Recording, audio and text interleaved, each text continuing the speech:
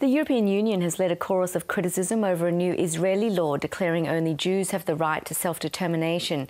The EU is concerned the move could prevent a potential two-state solution.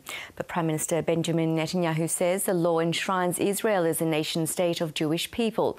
The New Israel Fund Australia Foundation is an organisation which aims to promote human rights and social issues.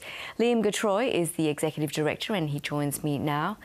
Now, Liam, your foundation has labelled this law a dangerous one. Why? Well, I think at the heart of it, it upsets the balance, it disrupts the balance between Israel's Jewish character and its democratic character. And this was really set up in 1948 when Israel was established in the Declaration of Independence, which not only enshrined Israel's status as a Jewish country, as a homeland for the Jews, particularly in the aftermath of the Holocaust as a place of refuge, but also as a place of Jewish self-determination where Jews would have a place among the nations, have a state of their own. But it also very clearly articulated that Israel would be a democratic state. The declaration called for complete social and political rights, complete equality for all inhabitants, regardless of religion, race or sex. And since that time, there has been this balance, making sure that Israel is a place for Jews, but also making sure that Israel's non-Jewish citizens, the roughly 20% of the population which are Arab-Palestinian, that they aren't disenfranchised, that they aren't discriminated against in some way. And while that discrimination does exist, this is, I think, the most significant effort to really entrench a Jewish, I guess, superiority within the law rather than, I guess, accentuating its democratic character. Well, Liam, what specific elements of the law concern you the most, perhaps on a practical level?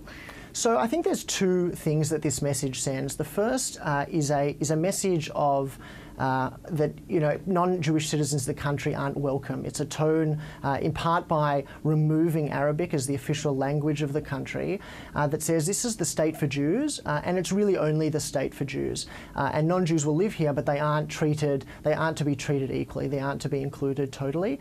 And as a message for 20% of the population in a country which already struggles with inequality on both a social and economic and with regard to civil and political rights, that's not the message that laws, any laws, particularly basic laws like this one is, which has a kind of quasi-constitutional status, that's not the type of message I think that the law should be sending.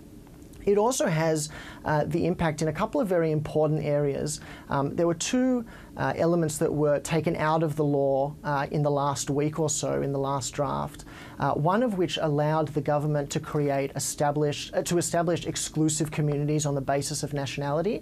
That was taken out, particularly after very strong condemnation from the country's president, from President Reuven Rivlin, and also an element of the law that would have allowed judges, where there was no other precedent, that judges could look to Jewish law, religious law, halacha, in order to guide them in their decisions. Now, both of those, even though they were taken out, the law, in the way that it was passed, still allows some of that to creep in. So, for example, one of the clauses allows or insists on priority for Jewish settlement in the land of Israel and the state of Israel. It's not specific about which side of the green line it's on, which is troubling, but enshrining that in a quasi-constitutional way also means that future judges, if there is some kind of exclusive communities law that is passed going forward, judges may look at this and say, well, we have to give priority to Jewish settlement, so maybe this is allowed. That's an open question. But like I said, it's this balance that's tipped away from it being an equal balance between its Jewish and its democratic character and towards a more Jewish character of the state. Can you share with us some of the views of the wider community, those that you've spoken to? I think they see this as very dangerous. I think they see this as I think this is a wider slide that we see, not exclusive to Israel, away from liberal democracy, that we see an embrace of populism rather than pluralism, that we see increasingly individual rights like freedom of speech being eroded. We see attacks on the courts in Israel or even disregard for some of their judgments.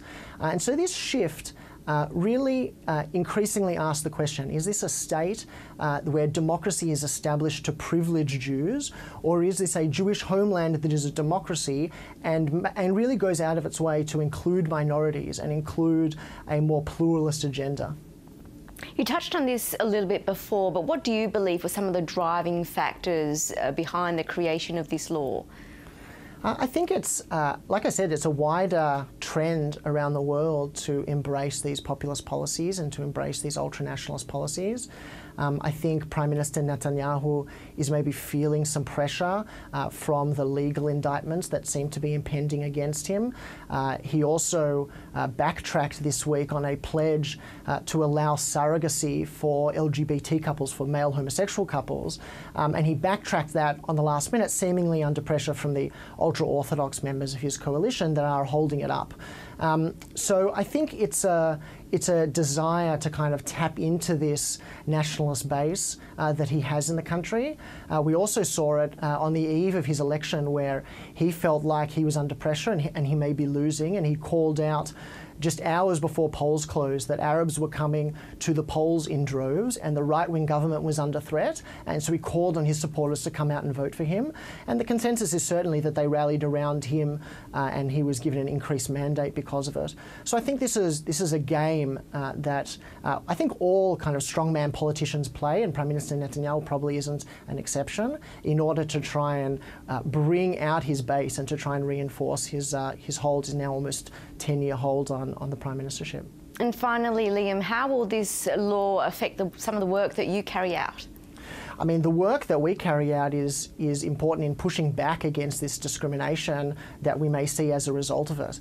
Our work, our funding goes to making sure that minority rights are protected, making sure that the public space is an open and pluralist one, making sure that all Israelis, regardless of whether they're Jewish or Palestinian, men or women, Ashkenazi, so Jews from European origin, or Mizrahi from Middle Eastern and North African origin, that everyone's included in a space. It should say also to make sure it is important that it is a Jewish space, that Israel does have a Jewish character. It's just that it shouldn't come at the expense of its non-Jewish citizens, and that's very much the mandate that we're proposing and that we're promoting. Great to hear your thoughts tonight. Thanks a lot, Liam, for joining us. Thanks so much.